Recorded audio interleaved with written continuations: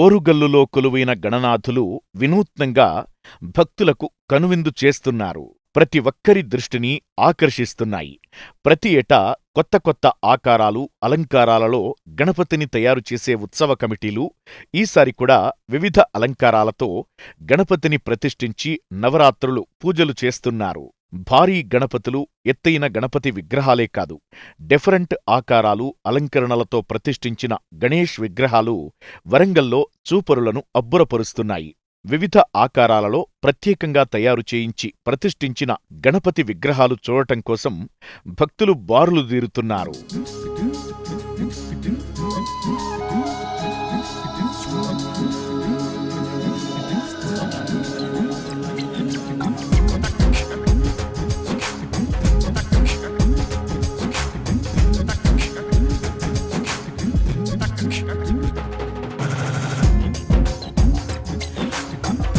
వరంగల్ రామన్నపేటలో ప్రతిష్ఠించిన బాదంపప్పు, కిస్మిస్, డ్రై ఫ్రూట్స్తో తయారు చేసిన గణనాథుని విగ్రహం చూపరులను ఆశ్చర్యపరుస్తోంది.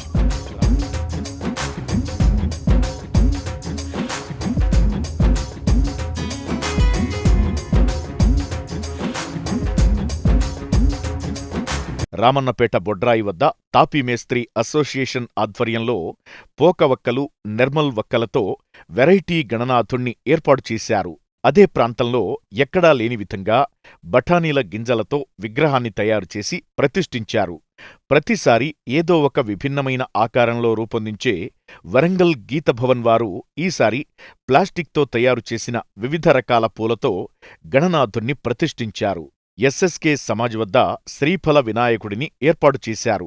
ఇలా వరంగల్లో వివిధ రూపాల్లో దర్శనమిస్తున్న గణపతి విగ్రహాలను చూసి భక్తులు ఆశ్చర్యపోతున్నారు.